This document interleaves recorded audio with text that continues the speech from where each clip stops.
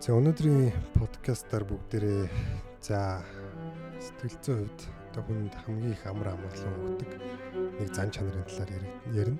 За тэр нь бол мэдээж уучлал. За тэгээд уучлал гэдэг зүйлийн талаар ярихаар хүмүүс бол ерөн жоохон буруу л ойлгоод байт юм гэж би боддог. Яг тэгэхээр би бол өөрөө энэ уучлал гэдэг зүйлийн үр шимийг маш их хүртээд за сэтгэл зүйн ер нь ихэнх практисаас илүүгээр маш тийм харьцуулшгүй үр дүн өгдөг зүйлтэй энэ уучлал нь өөрөө. Тэгэхээр энийг мэдрээд явж байгаа хүний хувьд олон хүмүүс бас энэ уучлалын талаар одоо зөвлөдөг, яаж уучлах талаар ингээд заадаг. За тэгэхээр үнэхээр яг уучлахыг сонгоод за тэгээд уучлах алхмуудыг хэрэгжүүлж байгаа хүмүүс болвол сэтгэл зүйн хувьд үнэхээр суларч тайвширдаг, өөрсдөө чөлөөлдөг. За уучлахыг бас хүсдэггүй хүмүүс зөндөө байгаа. Ер нь бол ихэвчлэн хүмүүст тэр амжилттайгаар одоо уучлал сурсан хүмүүс ч гэсэн ихэвчлэн хүнийг уучлах хэрэгтэй гэж хэлэхэд ер нь бол энэ дээр асуудал үүсгэдэг. Тэ. Маш олон асуултууд асуудаг. Тэр талаар удахгүй бүгдээрээ ярьцгаая. Зарим хүмүүс бол яг тайлбарлаад ч ер нь зарим хүмүүс уучлахыг хүсдэггүй. За тэгэхээр энэ бол мэдээж хүний сонголт. Харин үр дүнгийн хувьд бол уучлах юм бол сэтгэл зүйд хамаагүй давуу талтай чөлөөлөгдсөн байдаг. За өнөөдөр бүгдээр энэ талаар дэлгэрүүлж үзнэ. За уучлах тэгвэл яагаад сөрөг байж болох вэ гэдэг талаас нь бас зарим одоо сэтгэл зүйн чиг хандлагыг судалж үздэг. За тэгээд уучлалын давуу талуудыг судлана. Уучлал гэж яг юу юм бэ? Уучлал биш. Тэг хүмүүсийн уучлал гэж андуураад идэг. Тэр андуурлууд юу юм бэ гэдгийг бас өнөөдөр тодорхой гаргана. За тэгээд уучлалтай холбоотой бас зарим судалгаануудыг бүгдээр өнөөдөр үзнэ. За тэгээд хин хэнийг уучлах вэ гэдэг энэ талаар бүгдээр ярилцгаая. Хамгийн ихний миний хэлэх санаа бол уучлал бол маш сайн зүйл. Сэтгэлийг чинь жинхнээсээ чөлөөлдөг. За муу гэж байх талаас нь яагаад хүмүүс яриад байдаг вэ? Гэхээр энэ бол мэдээч одоо яг хүний төрлөх зөнгөөс ол зөрчилддөг гэсэн үг. За нэг хүүхэлдэйн кинон дээр нэг хүүхдийн кино хүртэл бас тийм гой санааг бас агуулдаг л да. Кора гэдэг тэн дээр Захир гэдэг Дайсны Далайн Баатар ингэж хэлж байсан. Инстинкт гэдэг бол бидний биеийн өөртөө хэлсэн худал хуурмаг яриа. Тэгээ бид нар өөртөө тэрийг буруу байгаасаа гэж найддаг гэж. Тэгэхээр бид нар байгалийн инстинктээр бол хүмүүсийг үзэн ядах инстинкттэй. Одоо хүн нэг л одоо аюул юм шиг дургу өргсөн юм шиг өөрлөн халтж байгаа юм санагдвал буцаагаад дайрах одоо инстинкттэй.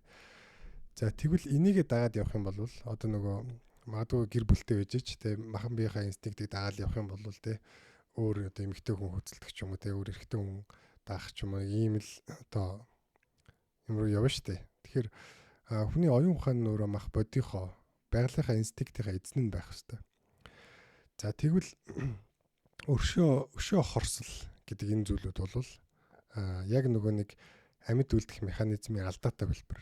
За яагаад алдаатай гэж хэлж байгаа гэхээр мэдээж одоо байгаль дээр амтан гараад ирлээ, аюул учирлаа, дайсан ирлээ. Энэ дээр адреналин ялгарна. Мах биеийн хариу үйлдэл үзүүлнэ. За эндээс буцаагаад тулалдна эсвэл зүхтаана. За эсвэл нэг тас хөшнө. За энэ байдлаар өөрийгөө амьд үлдэх юм механизм. За тэгвэл эртний грекийн философч Сенека бас энэ талаар бичсэн байдаг. Хүн одоо бүх амьтад уур байдаг гэж.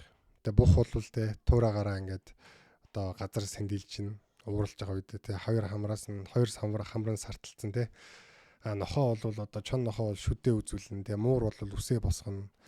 За ингээд нуруугаа өндөрсгөөд хумсаа арзаалгаад ингээд өндөр болж харагдана ийм бүгд ийм уурыг одоо байгалийн одоо амьд үлдэх механизмтай тэр нь уур гэдэг. Үзий ядалт хорсолтой төстэй гэсэн үг. За тэгвэл яагаад үзий ядалтыг ууртай төстэй байхад нь ингээд алдаатай хамгаалах механизм гэж хэлж байгаа гэхээр тэдгээр амьтад хинэн ч шөнөөр өдөр дургуугаа өргөсөн эсвэл өдөр өөрлөн халтах гэж исэн амьтны талаар гинт бодсноо дургуу өрөөл маргааш нь яаж тэрлүү дайрах вэ гэдгээ боддгоо гэсэн үг. Тэгэхээр хүний хувьд энэ алдаатай болж үүсчээд байгаа юм хорсол гэдэг бол хортой зүйл гэсэн үг. За тэгэхээр магадгүй өөрт нь аюул учруулад байгаа бол тэрийг дарах төлөвлөгөөг боловсруулах нь сайн юм шүү гэж хүмүүс асууж магадгүй. Энэ дэр бол надад маргалдах зүйл байхгүй. Хүмүүс яг энэ дээр андуураад байгаа. Уучлал гэхээр ямар ч зүйл хийхгүйгээр одоо зүгээр л тэр муу зүйлийг ингээд одоо өөгшүүлнэ гэж ойлгоод байгаа. Тэгэхээр уучлал гэдэг бол ийм гэсэн үг. За жишээ нь манай гэр бүл дотор за манай эхнэр маш муу зуршилтай тэр нөөрт нь аюул учруулахаар манай гэр бүлд цаашлаад аюул учруулахаар байлаа гэж бодъё л доо. Тэгвэл би тэрийг өөрт нь эхнэртэй хэлэхдээ ууралцсан тэрийг бодож дургу хурж явж хорсож жагаад магадгүй нэг ам нэхэр уушиг нэг гэдэг шиг гинт гаргаал хэрэлдэх юм бол үр дүн гарна гэхээсээ илүү нөгөө хүнээ гомдоно. Тэгээ нөгөө хүн өөрийгөө хамгаалах талаар мэдээж бодно. Нөгөөний сэтгэлд бол одоо толгой бүлтгэнэ шүү дээ. Тэгээд асуудлыг шийдэхээсээ илүү би өөрөө одоо ингээд илүү нэмж асуудал үүсгэнэ гэсэн үг. Тэгэхээр би харин аль хэдийн уучлалцсан байх юм бол за өөр юм энийг мэдэхгүй ингэчлээ. За эсвэл өөрөө мэдж байгаа бах, засаж залруулах бах гэдэг ч юм уу. Иймэрхүү байдлаар уучлалцсан сэтгэлгээтэйгээр ярих юм бол амжилттай яриа болох магадлал хамаагүй өндөр гэсэн үг. Тэгэхээр нөгөө хүмүүс уучлална гэхээр уучладаг хүмүүсийг нөгөө асуудал шийдэх чадваргүй ч юм уу асуудлаас цухтаадаг гэж ойлгоод байгаа. Одоо нөгөө даяанч лам нартай ингээ асуудлаас цухтаагаад ингээд хүнд одоо энэ ертөнцийн хорогдох зүйлсээс ингээд салж яана гэж явдаг гэдэг шиг тэгж ойлгоод байгаа. Нөө. Уучлална гэдэг бол та тэр хүнтэйгээ хамт байсан ч болно. Гол нь сэтгэлдээ та тэр үзэн ядалт хорслыг чөлөөлчөөд ярьж байгаа байхгүй. Тэгэхээр таныг магадгүй та нэг магадгүй алдаа гаргалаа гэж бодъё л та нэг байрны гадаа ч юм айгу чанга санаандгүй ингээд инээчлээ хүмүүсийн унтж амрах цагаар. Тэнгүү та тэрэндээ өөрөө гимшчихлээ гэж бодъё. Эсвэл гимшээгүй ч юм мэдгүй анзаараагүй байлаа гэж бодъё. Тэгвэл цонхоор нэг хүн миний дөө цаашаа цаанаа очиж сууж байгаа хүмүүс унтж яана гэд хэлвэл ямар ах вэ? Эсвэл тэгээ та нар одоо зайлаачтай эргүүд энийг гэд ингэх юм бол яг тэр ууралж байгаа хүний зөвч гэсэн зүгээр л тэгээ буцаагаад ингээд нөө тэмцэл үүсэх магадлал маш өндөр болоод байгаа гэсэн үг. Тэгэхээр эхний хүн бол уучлалцсан байгаа. Тэгээ тэр хүн асуудлаа бүр илүү амжилттай шийдэж байгаа гэсэн үг. Тэгэхээр ер нь бол уучлах энэ чадвар нь өөрөө маш төлөвшсөн сэтгэл зүйн хувьд нэлээд агсан тийм чадвар болж таарч байгаа гэсэн үг. Тэгэхээр уучлаад идэг хүмүүс болохоор айгүй тийм доожоогүй тэ нэг юм номоо гэдэг иймэрхүү ойлголттой андуураад байгаа. Тэгэхээр уучлал гэдэг бол харин ч илүү хүчтэй хүн. Одоо тэр цонхоор тэ 50-аар хэлээд асуудлыг шийдэж байгаа хүний одоо шинж гэсэн үг. Тэг яг мэдээж 50-аар хэлсэн болгон асуудал шийдэгдэн гэсэн үг биш л тэ. Илүү амжилттай байх магадaltaй гэсэн үг. За тэгэхээр хүмүүс ийм ойлголтуудаас болоод өршөөх нь одоо тэг хүмүүсийн бусдыг өршөөж инэрх нь буруу ойлголт гэж боддог. За бас өөр юунаас болж тэгж ойлгодог вэ гэхээр дотроо буглуулах гэж ойлгоод байгаа. Уучлах гэдгийг. За тэгэхээр энэ дээр маш сайн анхаараарай. Мэдээж дотроо уур бухимдлыг цуглуулад байгаа бол энэ бол одоо хорслыг ингээд үржүүлнэ гэсэн үг. Бүр хортой. Нөө Сигмунд Фройдын хэлдэг шиг таны доторх мэдрэмжүүд хаашаач явахгүй, таны дарсан мэдрэмжүүд хаашаач явахгүй. Харин хамаагүй муу муухай болж гарч ирнэ гэж. За тэгэхээр энэ одоо дүрмтэй зөрчилдөж гин үү гэхээр энэ бол нэгдүгээр зөрчилдөөгүй. Ягаад тэгэхээр уучлал гэдэг нь тэр доторх мэдрэмжийг бүгдийг байхгүй болгочихж байгаа гэсэн үг. Дотор үзэн ядаад байгаа юм дугаа байгаад байхыг уучлах гэхгүй. Тэрийг бол тэсэх, твчих дотроо буглуулах гэж хэлж байгаа. Уучлал гэдэг бол анханасаа тийм зүйл болоогүй мэт явуулахыг хэлж байгаа. За нэг хүн надад муухай хандлаа гэж бодё. Шудраг бус хандлаа гэж бодё. Магадгүй ажлын байран дээр. За тэгвэл би тэр хүнийг ажлаасаа гарч яваад гэртээ ирээд байсан чи дахиад бодогдоод уур үрээд тэгээ шүн тэрийгэ бодоод тэгээ нойр hulчих юм бол би яг үнэндээ тэр асуудлыг одоо өөртөө авчирч ийн гэсэн үг байхгүй юу. Эхэндээ бол тэр хүн надад өгсөн. Харин би тэр хүнийг одоо өөрөө дагуулад гэртээ авчирсан. Унтахтаа бодоод байж штэ. Тэгэхээр энэ бол өөрөө тэр нөгөө асуудлыг одоо даамжруулж байгаа хэрэг. Тэгэхээр энэ бол нөгөө боглруулад байгаа хэрэг нь. Уучлал гэдэг бол би тэр хүнийг уучлсан. Магадгүй дараагийн алдаа гаргах хүртэл дахиад тэр хүний талаар нэг бодогдохгүй гэсэн үг. За тэгээд уучлалцсан хүн дараагийн алдаа гаргахаас сэргийлэх боломжтой гэвэл мэдээч боломжтой. Харин ч илүү одоо чадна гэсэн үг. За тэгэхээр энэ нөгөө нэг дотроо боглуулахтай бол зөрчилдөхгүй. Хүн бол лоох биш. Зөвхөн одоо орсон замаар нь заавчгүй гаргахгүй. Хүн над руу дайрсан бол би буцааж ууралж заавчгүй тэгж гаргадаг биш. Олон талаар гаргаж болдог. Уучлж, инэрч болно, өөр юм сатаарч болно. Гих мэтэр ингээд одоо гадагшлуулж болдог. Гэхдээ гадагшлуулахгүй гол нь дотроо үлдээчих юм бол энэ одоо хортой болоод. Тэгэхээр энэний эсрэг бол хэлж исэн зүйл одоо байгаад. Тэгэхээр Сэтгэл зүйд бол катарсис, venting гэх мэт одоо нэршлүүд байдаг. За катарсис гэдэг бол бүр Sigmund Freud-ийн үеийн сэтгэл судлалын бүр эхлэлийн үед байсан. За Фройд энэ төрлийн үзэжсэнээр болохоор далд тухамсарт байгаа нөгөө таг үзүүлэлтээ ил гэрэл рүү гаргаад эхлэхээр тэтгэлчээ ингээд онгоодгоо гэж үзсэн. За энэ бол нэг талаараа зөв. Ер нь бол зөв одоо цаашдын яг сэтгэл зүйн заслын суурь болж өгсөн ойлголт гэсэн үг. Гэхдээ дутуу. За яагаад тэгэхээр ганцхан тэрийг ил гаргалаа гэдэг асуудал шийдэгддэггүй. Яг орчин үеийн хамгийн одоо яг сайн арга барилаар бол тэрийг ил гаргаад ямар нэг алдаатай гэдгийг олоод алдаатай бодлынхаа буюу одоо dysfunctional thoughts гэдэг. Тэр алдаатай бодлуудынхаа оронд оновчтой илүү логик одоо сайн үр дүнтэй аргыг бодлыг оруулад тэгээд тэрийг амьдралдаа цаашдаа хөвшүүлэх, дахин давтаж хөвшүүлэх ийм зарчмаар явдаг. За тэгэхээр одоо Фройдийн үеийн тэрийг ягаад дутуу гэж хэлээд байгаа шалтгаан саний үе шатуудын зөвхөн эхнийх нь гэсэн үг. Зөвхөн ил гаргаад тэгээд өөрөө онгоочдөг гэж үзээд байна. Тэгэхээр цаад нөгөө нэг өөрийгөө яриад онгойлгосон хүний дотор бол тэр уужрал явагдчихсэн байх боломжтой. Төрний үе шатууд тэр хүн өөрөө магадгүй амьдралдаа давтаад итгэржсэн байх боломжтой гэсэн үг байхгүй. Тэгэхээр тэр нь бол буруу биш зөв. Гэсээр нэ дутуу байгаад.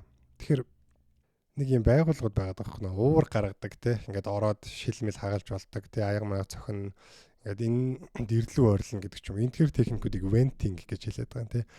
Venting гэдэг бол агаржуулагч те. Тэгэхээр нөө доторх муу муухайгаа ингээд гадагшаа гаргачих чинь гэж үзээд байна. Гэтэл энэ бол яг тийм үр дүнтэй биш болж таарад байгаа. Хэрэг энэ маш үр дүнтэй байсан бол ер нь энэ бизнес нэлийн эрчийг авах байсан баг гэж бодож байна. За яагаад үр дүнгүй гэдэг талаараас ярьцгаая. За 2007 онд нэг судалгаа хийгдсэн ба. Их сургуулийн оюутнуудыг цуглуулад 3 бүлэгт хуваасан ба. Эхлээд тэр хүмүүсийн оюутнуудад даалгавар өгсөн ба. За өөрөө чинь хамгийн уурж өргөдөг, дургуйч өргөсөн тэр үйл явдлыг бичнэ үү гэд дахиж бичүүлсэн. За тэгээд зүрхний химийг нь судалж үзсэн байгаа. Тэгээд self reported stress буюу одоо яг өөрийнхөө нэг стрессийг яаж үнэлж байгаа вэ гэдгийг бас бичүүлсэн байна. За ингээд дараа нь тэр оюутнуудаа 3 бүлэгт хуваагаад эхний бүлэгт нь бол одоо комеди үзүүлсэн байна. Хошин шок те инэдмийн кино ч юм уу тийм зүйлүүдийг. Инэдмийн бичлэг үзүүлсэн. Хоёрдугаар хүмүүст нь болохоор катарсис хийх зорилгоор одоо тэр доторх далд ухамсарт байгаа зүйлүүдийг ил гаргая те venting хийгээд тэгээд нөгөө уураа яаж гаргах юм бэ гэдэг талын тийм тайлбар зааварлсан бичлэг үзүүлсэн байна. Тэгээд яг тэрний дагуу ингэж орилоод гэдэг ч юм уу те ингэж гараа хатгаад гэдэг ч юм иймэрхүү зүйлүүдийг заагаад за нөгөө бүлэгт нь болохоор ямар нэгэн эмоц хөдлөхөөргүй ердийн л зүгээр нэг бичлэгүүд үзүүлсэн байна сатааруулах. За ингээд үр дүнгийн шалгаад үзэнгүүт хошин бичлэг үзсэн хүмүүс бол нэлээд сайжирсан байгаа. Буцаага дахиад нөгөө нэг зүрхний имийн шалгаад үзэж байгаа ш зүрхний имийн тэгээд нөгөө өөрөө яаж үнэлж байгааг бичүүлж байгаа гэсэн. Тэнгүүд одоо нөгөө инээдтэй зүйлрийг үзсэн хүмүүс болохоор сэтгэл нь нэлээд одоо онгоос нь тайвширсан байна гэж гарч байгаа. Зүрхний нөгөө хэмтэй нөгөө алдагдал дэлсэх бол гайг болсон. За тэгвэл бидний нөгөө хамгийн амжилттай байх гэж одоо катарсисийн одоо тэгээ вентингийн одоо зарчмаар бол хамгийн үр дүнтэй байх хэвээр тэр бүлэг бол баг үр дүн харуулаагүй. Нөгөө уул нь ингээл бид нар чинь би ч гэсэн өөрөө тэнд итгэдэг гэсэн ойрол дэрлүү ойрлох хэвээр гэж боддог те. Ингээд хэрвээ муу юм хагалж болох юм байвал хагалж болно те. Гэдэг тэр нөө уурын төвүүдийн одоо тэр зүйлүүдийг яг шинжлэх ухааны үндэстэй гэж бодож байсан. Тэнгүүд яг нөгөөдөл маань бол тийм ч амжилттай биш болж таарч байгаа. За тэнгүүд яг тийм одоо нөгөө уураа гаргах зааврын дагуу ажилласан хүмүүс бол уур нь ялимгүй ихссэн, зүрхний хэм нь ялимгүй ихссэн эсвэл яг хэвэндээ байсан баг. Тэгэхээр ер нь уурыг гадагшлуулах нь өөрөө тийм үр дүнтэй биш. За нөгөө нэг ямар нэг эмоцгүй байсан нь ч гэсэн баг зэрэг сайжирсан. Багахан зэргийн тайвширлыг авсан байгаа. Яг тэгэхээр цаг хугацааны аясаар угаасаа хүн тайвширч идэг учраас. Тэгэхээр бидний бодлоор бол нөгөө буруутныг заавал гисхийгээл тэ нөгөө пал хийтэл нүрэн дээр нь хилээл тэ хариугаа аваад ингэхээр гоё болдог гэж боддог боловч нэгдүгээрт ингэтлээ тэр үйл явдлыг өшөөгөө автлаа бахан таваар зовдөг сэтгэл дотроо шаналдаг.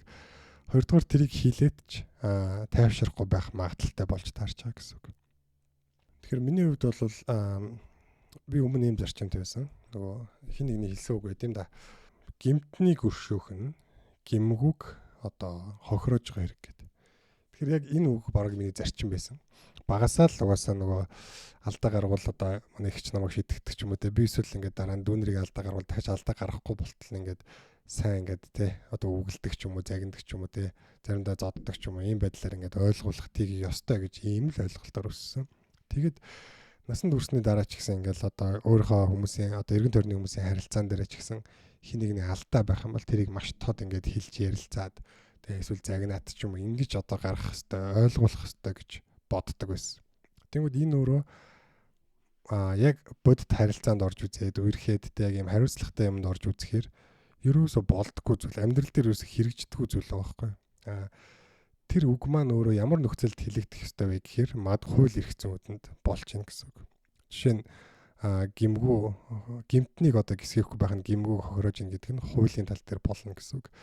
За шүүгч одоо магадгүй тэр хүнийг одоо тий за энэ хүнд ийм ял өхөн тохиромжтой байна. Ингэх нь бол хитрхи ихтэн, ингэх нь хитрхи багтан. Тэгэхээр ингэж өхөн тохиромжтой гэж үзэж байгаа нь бол одоо эрүүл саруул мэдлэг ухаан дээр одоо дөрвөлсөн ийм дүгнэлт гэсэн үг. Харин тэр хүнийг одоо дотроо хорсоод одоо үзэн ядаад ийм байдлаар шийдвэр гаргасан одоо байх юм бол яг одоо бүрэн саруул ухаанаар биш байна гэсэн үг. Тэгэхээр нөгөө бидний яриад байгаа зүйл гэмтнийг хилтрүүлнэ гэж яриад байгаа зүйл нь уучлахаас өөр болж таарч байгаа байхгүй. Тэгэхээр тэр хүнийг одоо хилтрүүлэхгүй эдлүүл одоо ялыг нь хуулиар одоо эдлүүлж байгаа ч гэсэн бид нэр одоо эсвэл тэр хуулийн одоо хүмүүс тэрийг хорсох нь өөр ямар ч утгагүй байхгүй.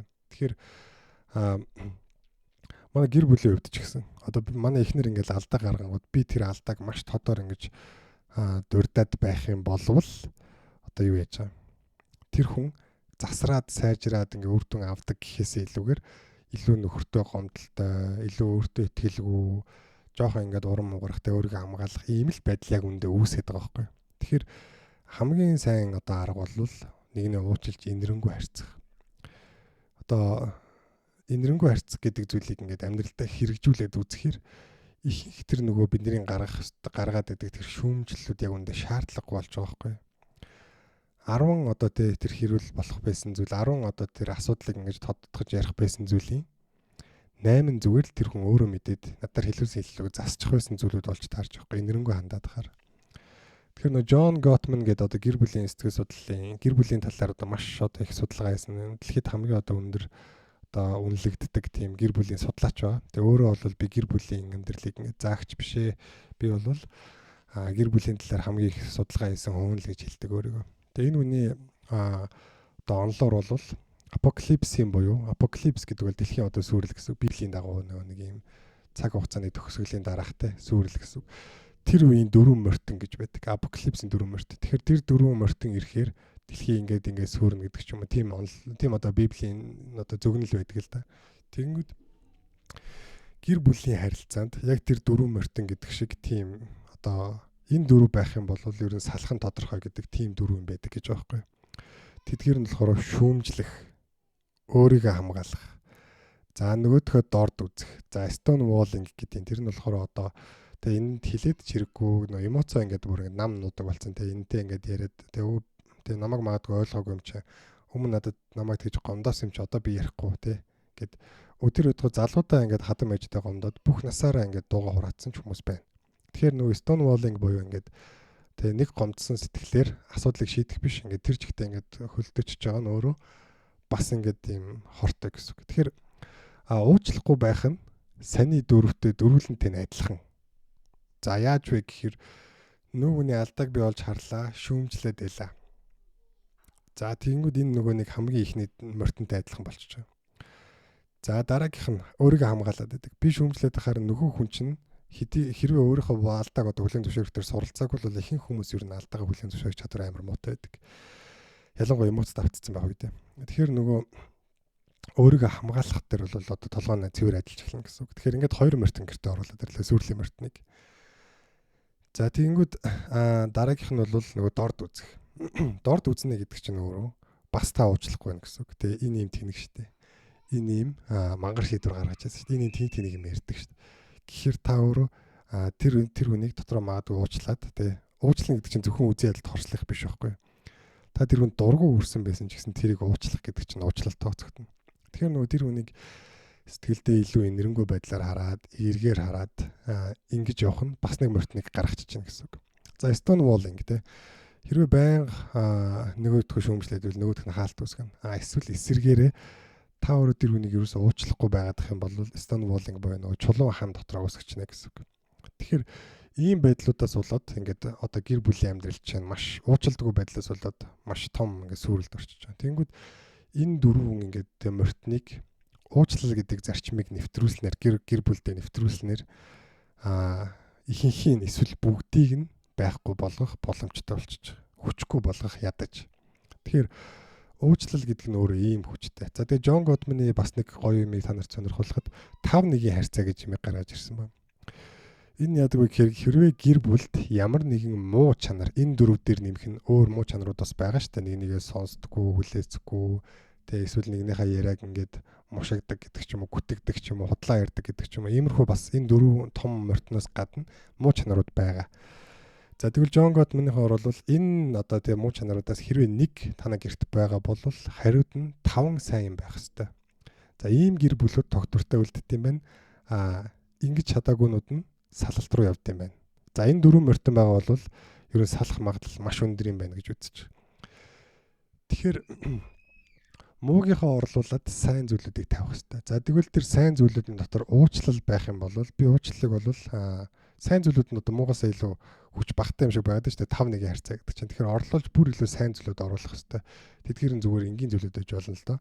Магадгүй нэг сонсох цаг гаргадаг, тий, илүү хүндэтгэлтэй үг ашигладаг. Эсвэл хамтдаа зүгээр юу яадаг одоо тий хамт кино үздэг ч юм уу зугаатай зүйлүүд хийдэг. Ийм жижигхэн зүйлүүд байж болно. Уучлал гэдэг бол маш том. Уучлал бол баг эсэргээр 1-5-ийн харьцаатай байж магадгүй. Уучлал айгүй сайн байх юм бол тэгээ магадгүй 5 одоо тэр зүйлүүдийг сайн 5 муу зүйлийг дарах чадамжтай сайн чанарууд дундаас ерөөс хамгийн сайн гэр бүлийн харилцаанд ялангуяа чанар байгаа. Тэгэхээр бүгд энэ талаар бас юунуудыг харцгаая, зарим судалгаануудыг үзье. Жишээ нь уучладаг хүмүүс бол сэтгэл зүйн хувьд хамаагүй эрүүл байдаг болж таарч байна. Тэгэхээр танаа гэр бүл дотор байгаа танаа нөхөр, танаа эхнэр сэтгэл зүйн хувьд тогтворгүй байх тусмаа та маш сайн сэтгэл зүйч байгаад ч нэмэргүй гэсэн үг.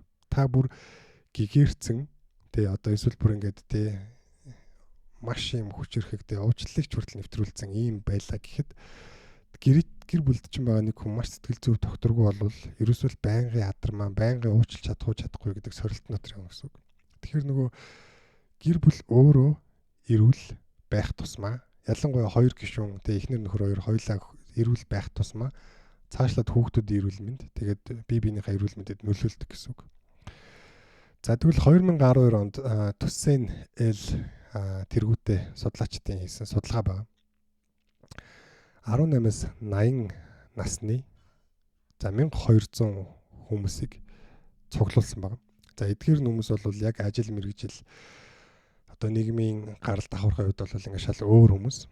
За тэгээ эдгээр хүмүүсийн хүмүүс төр депрессийг судалсан байгаа, түгшүүрийн судалсан байгаа, стрессийн судалсан байгаа. За тэгээд хоёрдугаарт нь болохоор тэдгээр хүмүүсийн уучлах чадварын талаар судалсан байгаа. Хэр ер нь уучладаг хүн бэ гэдгийг хоёр ангилж хаваасан байгаа. Нэгдүгээрт нь ерөнхийдөө та хэр уучлалтай. Хоёрдугаарт нь ямар нөхцлүүдэд та хүнийг уучлалтай гэдэг талаар судалсан. За гуравдугаарт нь болохоор таны одоогийн амьдрал ер нь хэр стресстэй байна вэ гэдгийг асуусан байгаа. За ажилласаа халагдсан юм уу? Тэмцэлтэй байгаа юм уу? За салалттай ямар нэг гэр бүлийн өвчин өр шир байгаа юм уу гэдэг юм стрессийн амьдралд нь хэр стрессүүд байгаа вэ гэдгийг судалсан байна.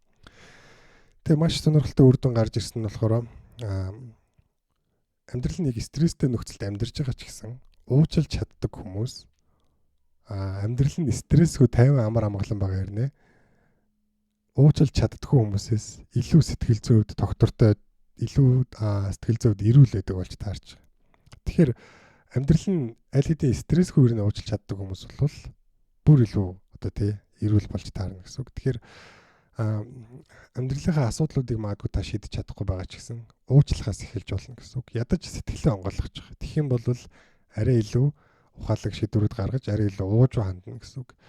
Би Монгол хүний саруулах ухаанд итгэдэг гэдэг байгаа үг чинь өөрөө Монгол хүмүүсийн ганцхан IQ-гийн талаар яриаг байхгүй. Сэтгэл зүйн үед тэ уужуу байж чаддаг шүү гэснийг хэлсэн гэсэн үг. Тэгэхээр яг одоогийн өнөөдрийн нөхцөл байдлыг харах юм бол яг саруул ухаан гэхэд бол айгүй хэцүү болсон байна. Яг тэгэхээр маш олон хүмүүс зүгээр юм уур үзий ядалттай ийм зүйлүүдтэй байгаа учраас нөгөө уур бол төр зүрийн галзуурал гэдэг нь шүү дээ. Тэгэхээр нөгөө иймэрхүү байдлаараа бүрэн оюун ухаанаа ашиглаж чадахгүй байна гэсэн үг. Өндөр оюун ухаантай хүн ч гэсэн одоо та хэд нөгөө одоо энэ CS ч юм уу те шатар ч юм энэ спортуудыг харах юм бол хүн уурлаад эхлэх юм бол тэрийг тэлтрэх гэж ярьдаг те покер дээр ч юм уу. Тэнгүүд тэгсэн хүн бол бүр ихээр алдаж эхэлдэг. Бүр ихээр алдаа гаргаж эхэлдэг. Тэгэхээр нөгөө уур бол хүний оюун ухааны чадамжийг бас бууруулж идэг. Үзий ядалт хорсол бол энийг одоо чадамжуудыг хүртэл бууруулж идэг. За сүнслэг талаасаа одоо Библийн ойлголтуудаар бол тэгээ уур бол тэгээ Иесус бүр ингэж хэлсэн байдаг. Хэрвээ бурханд залбирах гэж байгаад дахил өрөх гэж байгаад хин нэгэнтэй одоо шонзонтойгоо санах юм бол эхлээд эвлэрчээд тэгээ дахилаа орхиж явчаад эвлэрчээд ирээд өрөх гэж. Тэгэхээр хэрвээ нөгөө ийм дотроо үзий ядалттай тэгээ ийм хорсолтой ямар нэгэн ийм зөрчилтэй байх нь өөрөө сүнслэг байхад хүртэл боломжгүй болгочихж байгаа гэсэн үг. Тэгэхээр бусдыг уучлах тэгээ энэ энэрх тэгээ бодлооч сул чөлөөтэй байлгах нь таны сэтгэл зүйн эрүүл мэндийн асуудал гэсэн үг. За тэгээ та энийг гэр бүлдээ нэвтрүүлж чадах юм бол цаашлаад ихнэр чинь нөхөр чинь бас энийг суралцах боломжтой. Ганцхан нэг хүн уучлаад байх юм бол бас суралцахад жоохон хэцүү гэсэн үг. Гэхдээ боломжтой. Харилцаа хоёр талаас дахь санал нийлэн тохиролцоод уучлаа гэх юм бол сурах боломжтой. Тэгээд цаашлаад ер нь хүүхдүүдэд чинь бас аюул сайн амьдралын чадвар суйрлагдана гэсэн үг. За амьдралын чадвар гэж хэлж байгаа шалтгаан нь за дахиад нөгөө тусаан тэргүүтэй хүмүүс одоо судалгаа хийсэн байна. 4 жилийн дараа уучлалтай холбоотой гэхдээ энэ удаад унтах нойртой холбож судалсан байна. Тэгэнгүүт дахиад 1500 дээр судалгаа хийсэн чинь уучлж чаддаг хүмүүс бол нөгөө шүн дахин нөгөө хорсол занал хиллээ бодож, хорсол дургуцлаа бодож, толгой дотор бясалгаад байдаг. Тэгээ дахин давтаад байдаг хүмүүстэй харьцуулахад хамаагүй 50 унтчихсан байгаа. Шүнс хэрхэн цөөхөн байсан байгаа. Илүү сайн амарсан байж таарат байгаа. Тэгэхээр нойр гэдэг чинь ямар чухал вэ? Нойргүй байхад бид нэр ямар те арзаад байгаа юм шиг айгүй хэцүү мэдрэмж аваад байдаг. Тэгэхээр нойр бол ерөөсөө эрүүл мэндийн маш чухал суурь байдаг. Тэгэхээр нойр хүртэл илүү сайн байгаа учраас бие махбодын эрүүл мэндийн хувьд ч гэсэн илүү давуу талтай байна гэсэн үг. За тэгээ бие махбодын тал дээр ч гэсэн ийм судалгаанууд байгаа гэдэгт итгэлтэй. Би нэг судалгаа товчхон харж ирсэн бас санаж байна. Тэгэхээр уучлалдаг хүмүүс бол ер нь илүү давуу талтай байдаг. Тэгэхээр нөгөө уучлалын эсрэг бас зарим хүмүүсийн буруу ойлголтууд байгаад байгаа л та. Одоо ингээд те уучлж яах юм те буруутай хүний нөгөө ялыг ингээд хүртэх ёстой шүү дээ. Түрүүний бидний ярьсан шиг та өөрөө уучлалцсан байжгаад асуудлаа шийдэх юм бол хамаагүй чадамгаа шийднэ гэсэн үг. Хамаагүй илүүтэй саруул ухаанаар хандна гэсэн үг. Тэгэхээр бид нэр энэ хорслыг явуулж хагаад асуудлаа шийдэж сурах хэрэгтэй гэсэн үг. Гэр бүлд ч асуудал байна уу? Тэ эхлээд уучлж хагаад тэгээд ярилцаад үз. За уур хэрэгтэй байж болох талууд юу гэж болох юм те. За магадгүй хин нэг айлгах те. Заавалч ууралж иж ингэж ярьдаг хүмүүсийг айлгах ийм байж болно. Гэхдээ энэ нь бас үр дүнгүй. Яг тэгэхээр уурыг одоо хиймлэр одоо айлгахчих болно шүү дээ. Гэхдээ яг үндэ айлгаад тэр асуудлыг шийдэх нь яг бүрэн шийдэл мөн ч юм уу. Саний одоо тэ уурлагыг одоо тэ жишээ нь жүжиглэх байдлаар ашиглаж тэгж давуу тал гэж болох. Жигнэс уурлах шаардлагагүй гэж тэ эртний грекийн Сенека өөрийнхөө нэг захианууд дотор бас бичсэн байдаг. Тэгэхээр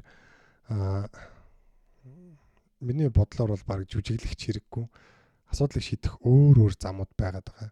Тэгээд яг хөө заримдаа бол мэдээж бид нэрээс алдна. Би одоо яг энэ подкастыг ярьж байгаа ч гэсэн би хэзээ ч уурандаа алдахгүй гэж бол амлаж чадахгүй. Яг л бид нар ч нөгөө хүмүүс учраас нөгөө нэг тий мах бодийнхоо зөнгөөр явах юм бол тэгээ эгогийнхоо зөнгөөр явах юм бол нэмэгдэл л ууралчна гэсэн үг. Тэгэхээр би яг эгогийн хэв маягаар нэг жил амьдрахад тэгэл ууртай л хүн болно гэсэн үг. Харин нөгөө оюун санаа бол тий цаашлаад одоо бидний тэр дотоод сэтгэлтэй сүнс энэ зүйлүүд бидний ухамсартай энэ зүйлүүд чинь эзэн байх хэрэгтэй байхгүй биеийнхаа эгогийнхоо. Тэгэхээр энэ зарчмаар явж байгаа цагт бол ууранд автах нь хамаагүй гайгүй гэсэн үг. За тэгээд уурын тал дээр бол хүмүүс бид нэр одоо өршөө орслын тал дээр тий өршөөх тал дээр бол хүмүүсийг ер нь уучлах хэрэгтэй тий нэг ялангуяа эцэг гэхээ уучлах хэрэгтэй. Маш олон хүмүүс энэ ээж аваагаа уучлахгүй нэг ийм юмд орцсон яваад байгаа. За тэгээд энэ нь болохоор яадаг вэ гэхээр мэдээч нөгөө ээж аав нар бол чадхаараа л ингээд хичээж байгаа. Тэгээ зарим чадхаараа хичээгээгүй л дээ. Тэнгүүд тэр хүмүүст одоо хүүхдүүд нь том болоод тэр хүмүүсээс ямар асуудал өөрт нь үлдсэнийг ойлгож байгаа байхгүй. Тэнгүүдэд тэрэндээ хорсно. Эсвэл тухайн үедээ ингээд хорсож өссөн тэр хорслоороо явж идэг. Тэгэхээр би бол та нарын уучлах дасгалыг хэмээр бол хамгийн түрүүнд ээж аваагаа уучлаарай гэж хэлмээр байна. Яг тэгэхээр ээж аавыг уучлахад мэдээж хамгийн амархан байх болно. За зарим хүмүүсийн хувьд баг боломжгүй гэж үздгийг ойлгож байна л да, бид тэрийг мэдэхгүй дээ биш шүү. Яагаад гэхээр танд уучлах шалтгаанууд олон байгаа байхгүй. Тэр хүмүүс одоо нэгдүгээр таны ээж аав, хоёрдугаар танд тэр хүмүүс амьдралыг өгсөн. Тэгээ зарим зүйлийг өгч чадсан баг, зарим зүйлийг өгч чадаагүй баг. Гэхдээ магадгүй тэр хүмүүс яг өөрийнхөө бодлоор зөв л гэж бодож исэн юм а хийжсэн гэсэн үг. Эсвэл ингээд сэтгэл зүйд ямарч боловсралгүй хүлээцгүй тийм хүн байсан ч гэсэн тухайн тэгэл өөрийнхөө чадхаараа л явж исэн гэсэн үг. Тэгэхээр энийг хорслог да дотроо тээж амьдраад яах юм? Та яг ямар үр дүн гарах юм? Тэ үр дүн яг үндэ байхгүй байхгүй. Тэгэхээр магадгүй нэг өдөр нөгөө ээж аав чинь тэ байхгүй болчвол та уучлах хахад энд оройтчихж байгаа гэсэн үг. Тэ эсвэл эвлэрхээс энд уучлахаас энд оройтчихж байгаа гэсэн үг. Тэгэхээр миний одоо яг ингээд хүмүүстэй ажилласан туршлагаас өөрийн туршлагаас харахад бол эцэг ихнэр залуудаа ингээд өөдгөө зангууд гаргаж ирсэн ч гэсэн хөгшөрхөөрөө ингээд нөгөө бодох тэ эргцүүлэх цаг нэгсээл Эрик Эриксны онлоор ч гэсэн бас тэгдэг л дээ. Одоо хийсэн зүйлээрээ бахархаж тэ мэрэгэн ухаан тогтох уу эсвэл цөхрөлт хүрэх үү гэдэг ч юм уу ийм одоо сонголтууд дээр ирдэг гэж. Тэгэхээр тэр хүмүүс маань залуудаа хэдий тийм ийсэн ч гэсэн магадгүй хөгшөрсөн дотор айл хэдийн гимшиж магадгүй гэсэн үг. Гимшээгүй ч гэж магадгүй. Гимшээгүй байсан ч уучлах гэсэн үг. Тэгэхээр яа тэгэхээр нүг зарим одоо хүмүүсийн кейсээс харахад ээж автаа эвлэрч чадаагүй явж байгаад магадгүй гадаадд ч юм уу байж байгаад тэгээд ээж авнаас орцсон асуудлуудаа шийдэж чадаагүй жанаас орцсон тэгээд магадгүй насаараа ингээд яагаад тэгсэн бол гэдэг гомдолтой эсвэл ингээд очиж эвлэрэхгүй яав та гэдэг харамсалтай бас юм жишээнүүд байгаад байгаа байхгүй. Тэгэхээр уучлах хэрэгтэй. За миний хувьд бол манай аавтайгаа би бол аягүй зөрчилддөг байсан.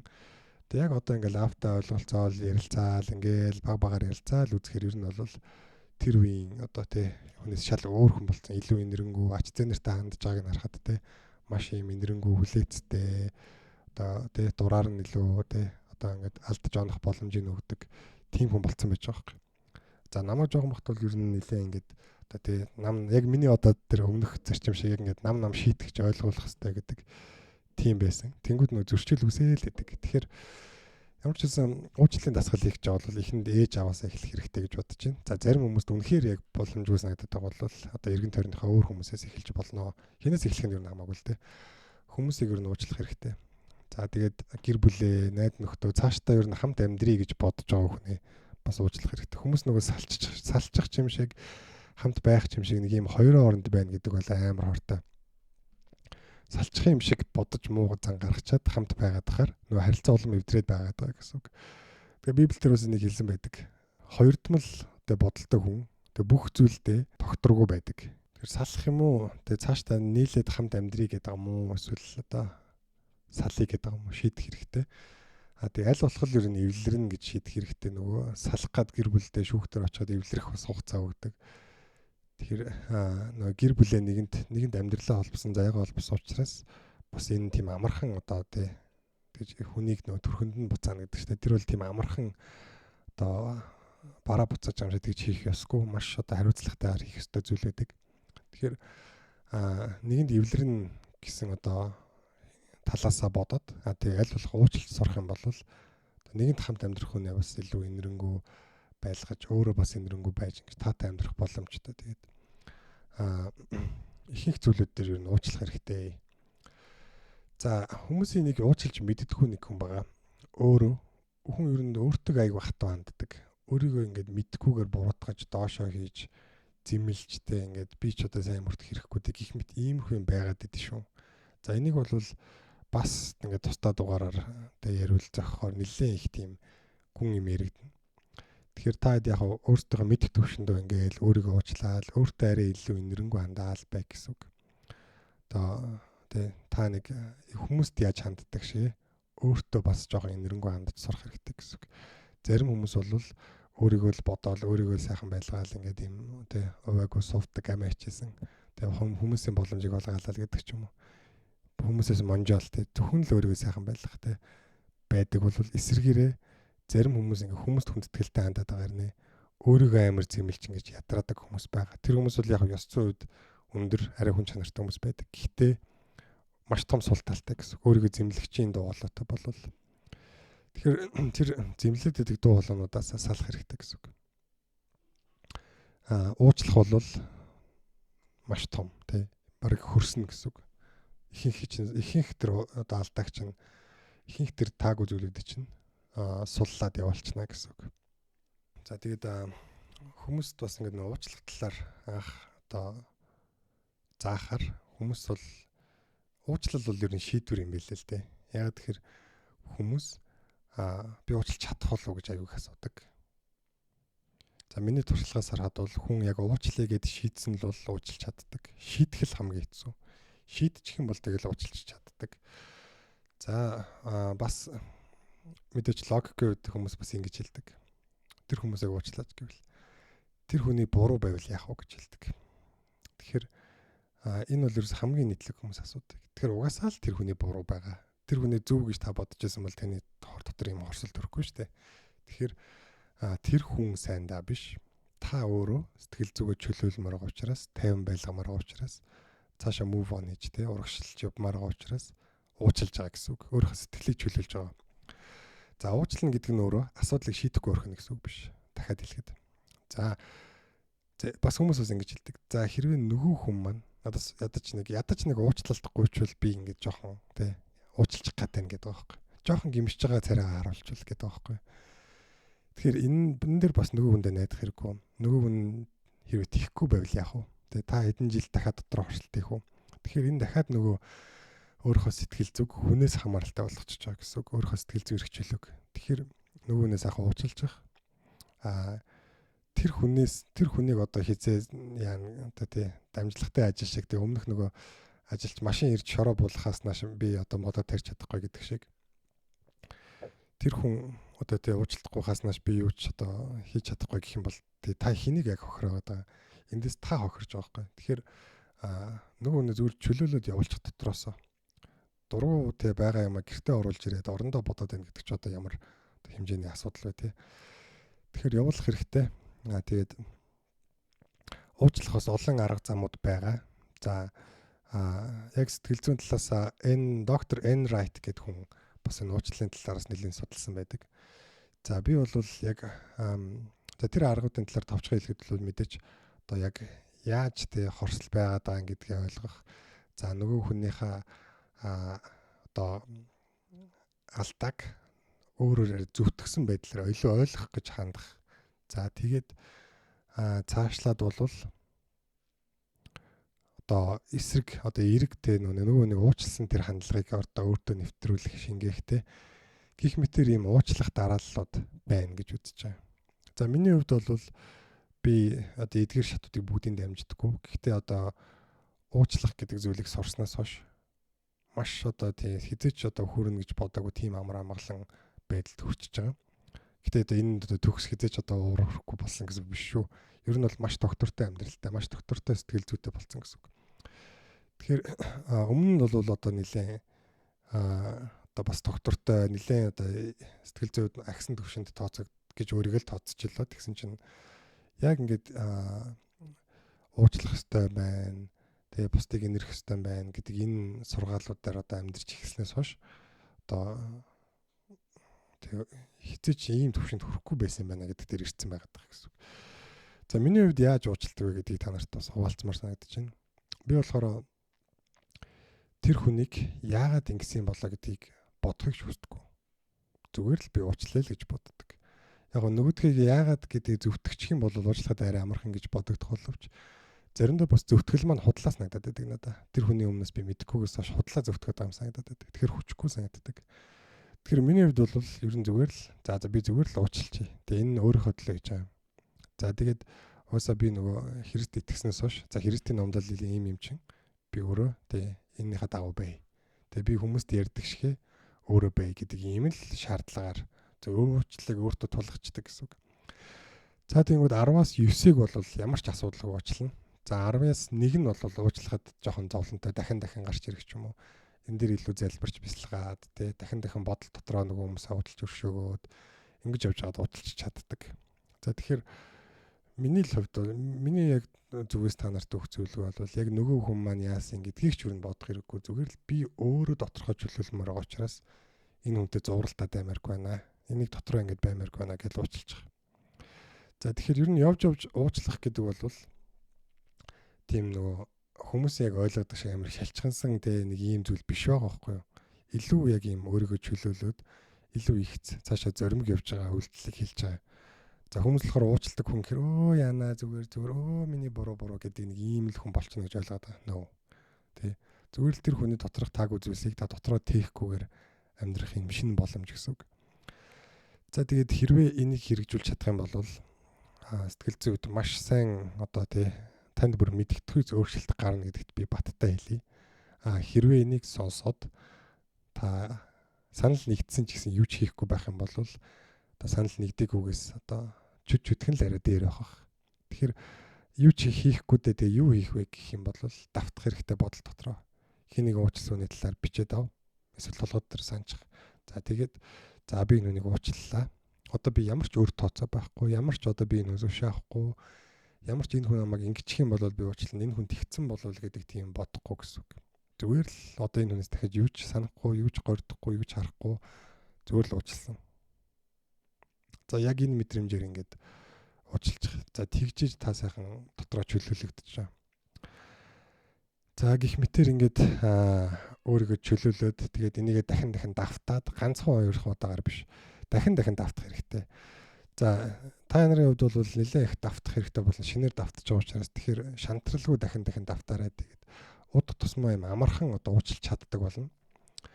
За миний л хувьд бол би хэрвээ миний судалж исэн библийн номлолууд дээр тийм байгаагүй бол яг сэтгэл зүйн талаас бол уучлахгүй л байсан юм бэл. Ягаад гэвэл хэцүү учраас тэгээд дахин орж ирээд байгаа учраас үзэн ядах нь илүү амархан байдаг. Толгой дотор нөгөө хүнээ бодоол жигшиж зэвүүцээл толгой дотор магадгүй өшөөгөө аваал нөгөө хүнээс хариугаа авч байгааг төсөөлөл шонзон санаалаа ийм зүйл нь илүү амархан аясаар орж ирдэг байхгүй байглаасаа. Тэгэнгүүт энийг яг давж гарна гэдэг бол илүү агсан төвшний зүйл. Тэгээд олон удаагийн оролцох хэрэгтэй. За надад л зүгээр тийм яг уучлах тийм сургаал тийм шалтгаанууд байгаагүй л би ингэтэл нь яг өөртөө нутгшуулж чадахгүй л байсан байх гэж бодож байна. Тэгэхээр яг уучлсан цагаас бол сэтгэл санаа шалгуур болдог шүү. Тэгээд бас зарим хүмүүс маань уучлж яах гээд байгаа. Тэр яагаад хүмүүс бүгд уучлал яриад байгаа. Тэгвэл яагаад буруутныг хинч ярихгүй байгаа гэх мэт иймэрхүү юм бас бичсэн харагдчихсэн. Тэгэхээр уучлаарай. Яг уучлахгүй байх гэдэг надад хорсохтэй тэр өшөөжтөг авах гэдэг чинь бүр түүхэн явцад байг болж исэн зүйл байхгүй юу? Уучлаад байсан тохиолдолд харин ховор. Сэтгэлээсээ энэ нөгөө шаналлыг авч хайж исэн тохиолдол ховор. Тэгээ яг үнэхээр хүмүүсийг уучлалт сэтгэлээ чөлөөлж чаддаг хүмүүс харахад арьсны надад яг ингэ санагдаад арьсны хүртэл өөр юм санагдаад идэг. Тэгэхээр ягаад тэр дөрөвний нөгөө магадгүй илүү нойр авдаг илүү стресс багтаа байдаг гэдэгтэй холбоотой ч магадгүй. Эсвэл зүгээр надад тийг санагдсан ч магадгүй.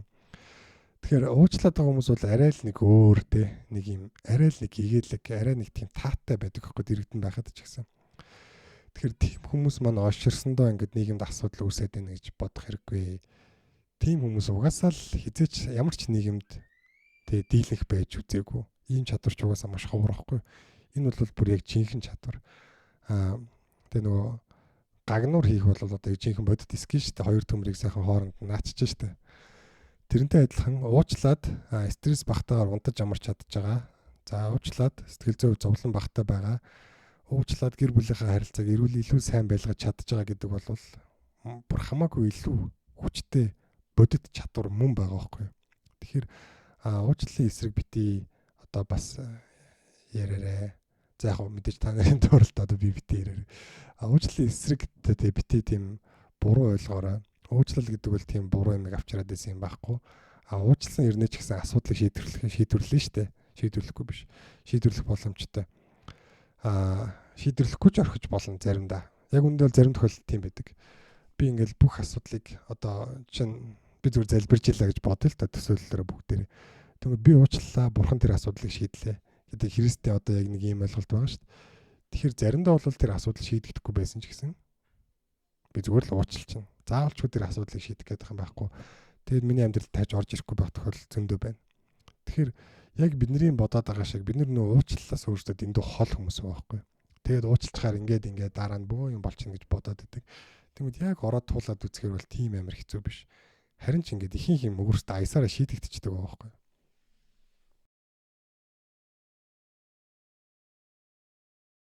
Тэг хүмүүс бол яг нөгөө дефолтаараа тий яг үндснээрээ бол тэгэл одоо муудал цаал зодтолтой ийм зүйл зөндөө байдаг шүү дээ. Би эртээ бас нэг зодон гэрчилсэн.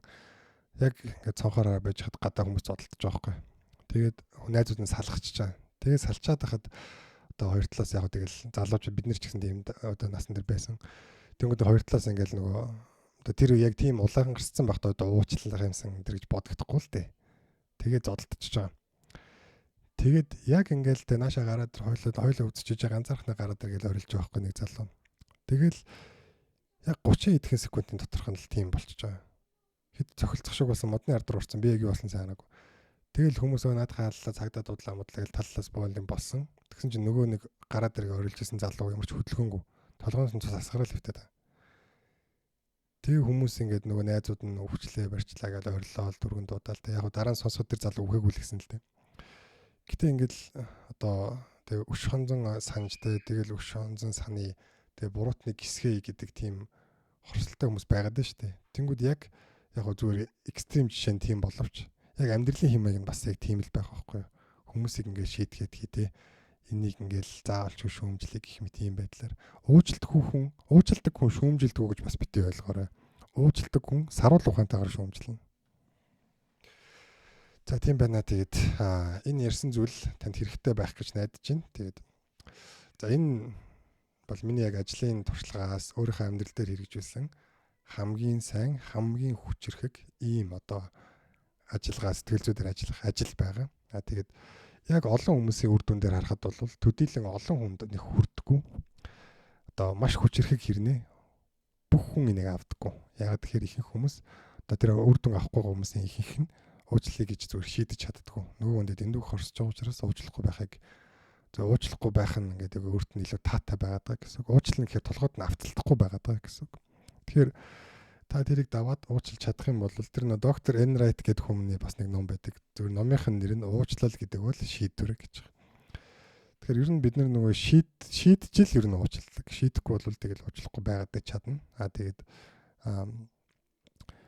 зөвхөн нийгэм чи угаасаа л уучлалдаг хүмүүсээр дүүрэн байгаа. Тэгээд та тэр хүмүүсийг одоо тэг муу муухай хүүхэлэн дэмжээч гэж байгаа юм биш. Тэгээд сэтгэлээ тэр асуудал юунаас сулж хайл гэж. Тэгээд энийг сонссон угаасаа хүн болгон бас яг энэ одоо хүрнэ гэж одоо амлаж чадахгүй л те. Харин хэрэгжүүлээд яг уучлах чадах юм бол сэтгэл зүйн хувьд бол та бүр мэддэхгүй үр дүн авна гэдгийг бол би баттай хэлье. Бүх сонссон хүмүүс бол харин энэ дээр ажиллана гэж бол би бодохгүй байна. Гэтэ ямар ч байсан хэрэг болох хүмүүст нь хэрэг болсон байх гэж найдаж байна. Тэгээд өнөөдрийн подкастыг нь хүртэл сонссонд баярлалаа. Тэгээд маш удаан хугацаанд подкаст хийгээгүй те байсан дуучлаарай. Надад бол хувийн бас шалтгаанууд байгаа. Тэгээд одоо өөрийн илүү тийм тайван амгалан олон нийтийн өмнө биш амьдралаар одоо хүүхдтэй болоод те яг тэр амьдралаар амьдрахыг хүссэн. Тэгээд одоо буцаад подкаста хийж эхлэе гэж бодож байгаа. Тэгээ тэр бас одоо яг бас ингээд нөгөө олонний өмнө юм ярихгүй тий энэ амьдрал бас их амар амгалан. Гэхдээ бас нөгөө ийм тархийг идэвхжүүлж явах, өөртөө сорилт хийж явах иймэрхүү ажлууд хүнд бас байх ёстой.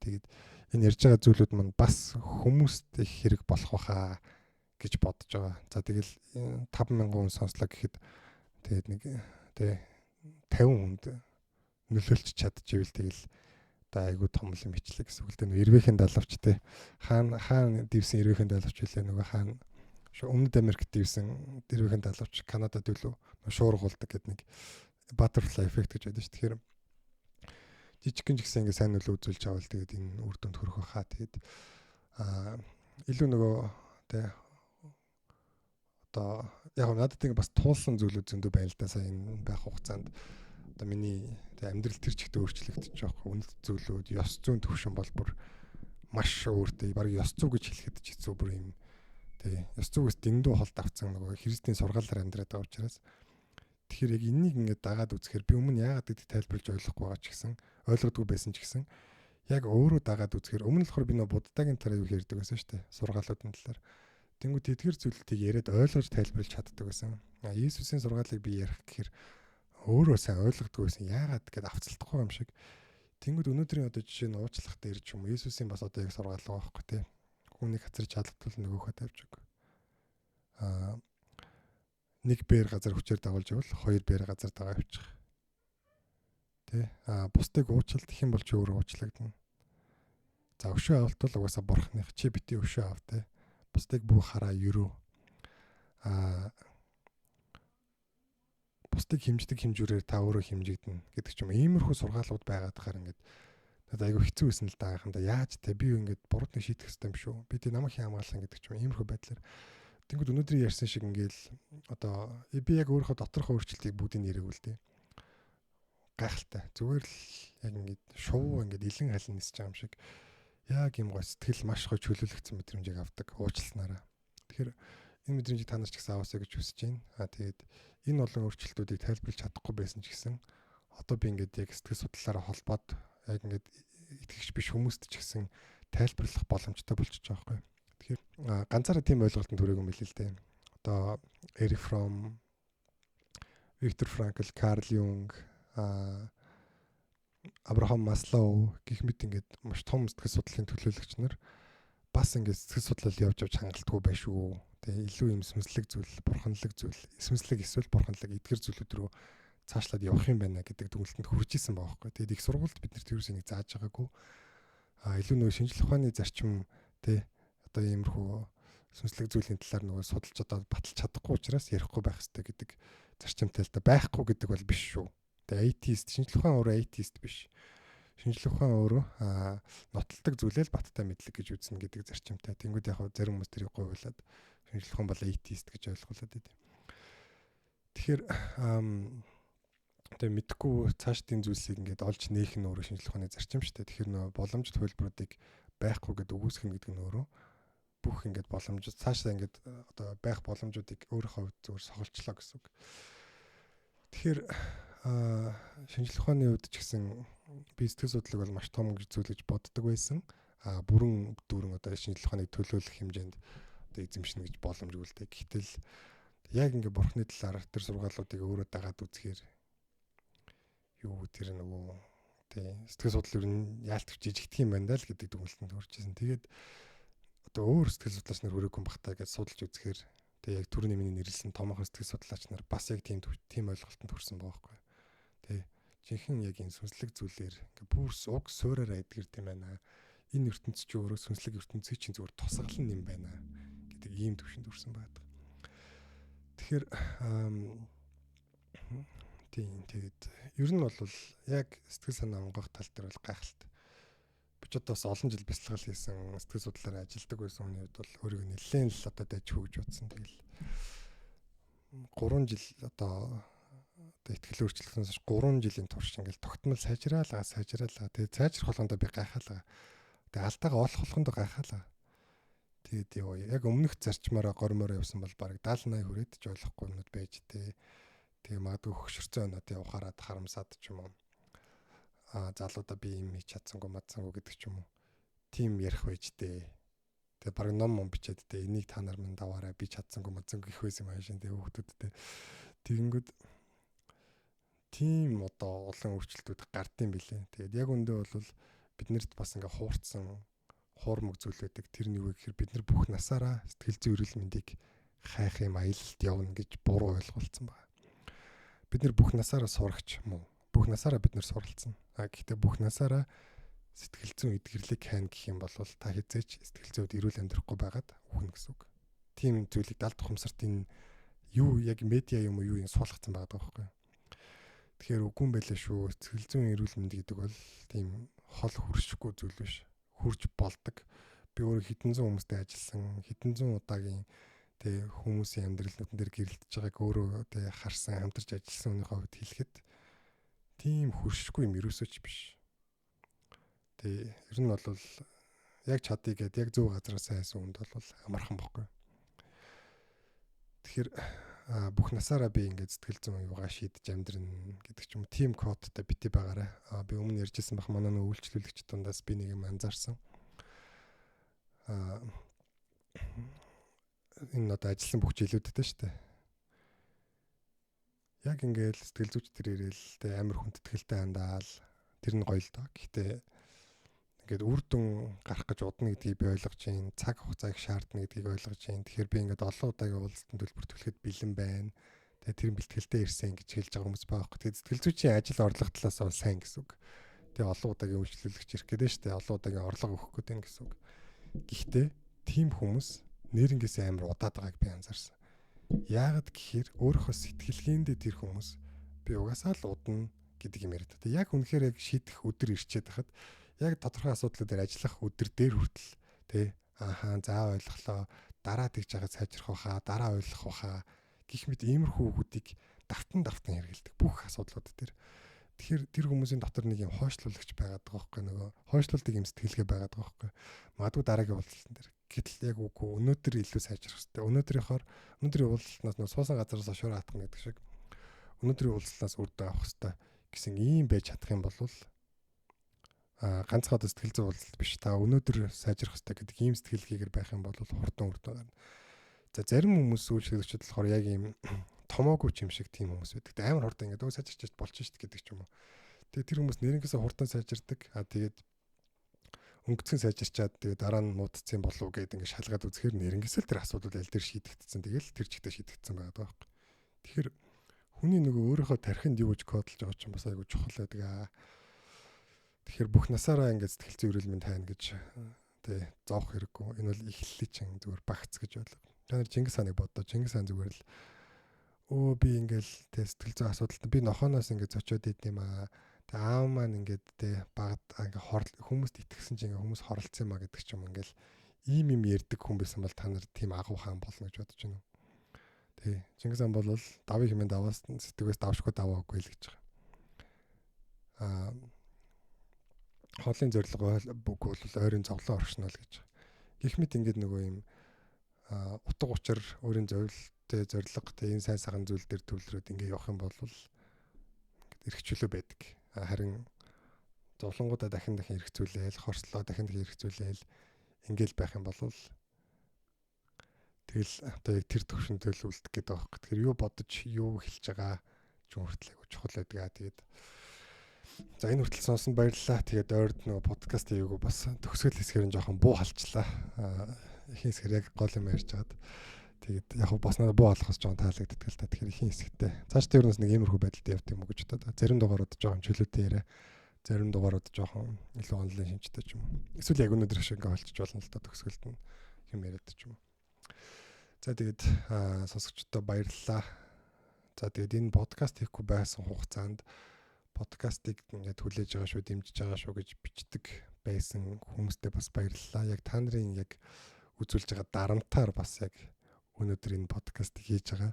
Хэрвээ тийг бол дахиад бас нэлээд хэдэн сар хийхгүйсэн байж магадгүй.